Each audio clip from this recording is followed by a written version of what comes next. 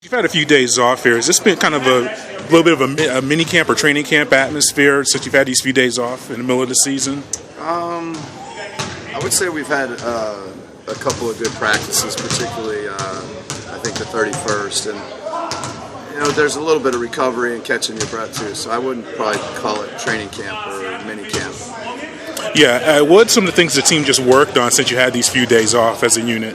Well, I think we're trying to get better in transition D, and a lot of that is, it's one of the hardest things that happens in a game. And then working a little bit on our rebounding, working a little bit on our pick and roll offense and our spacing. Do you have anything? How are you health-wise? Yeah. So Tiago's still not here, and other than that, we're good. After that Houston contest, the first half, obviously, defensive struggles and made that big comeback. What did you take from that game and use towards these few practices that you've had? I think just a kind of stick-to-itive type mindset that, if we continue to kind of work and grind through a practice, work and grind through a game, that, we can find a way to make something good happen.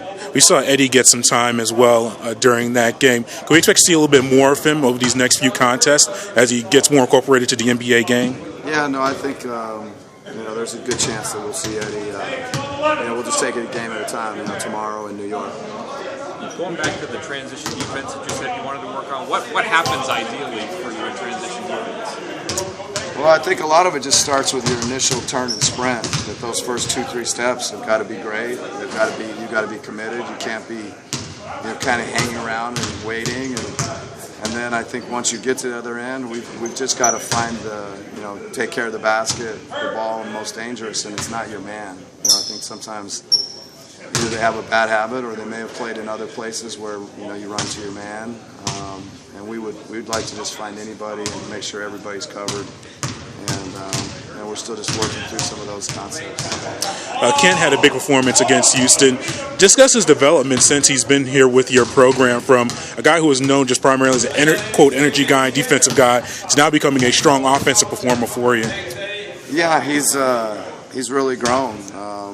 From being a guy that brings it every night defensively to somebody that's, really having a big impact on the offensive end of the court. I love the way he's passing the ball and, getting assists and making decisions and obviously scoring. So he's doing a little bit of everything. And lastly for me, having New York just a week ago and now 2 times coming up, just that unique quirk, does that help with your preparations, just knowing what they're going to run for the most part? A little bit. I think it helps just when you say something to the guys, there's probably like an even more fresher, memory, a fresher recall, and some of the points of emphasis. And I think it registers when you played a team that closely. Yeah. I don't know. Maybe it was at the end of the game, but I don't think Dennis played much in Houston. If you have it set in your mind, do you plan on using him tomorrow? We'll figure it out between now and tomorrow.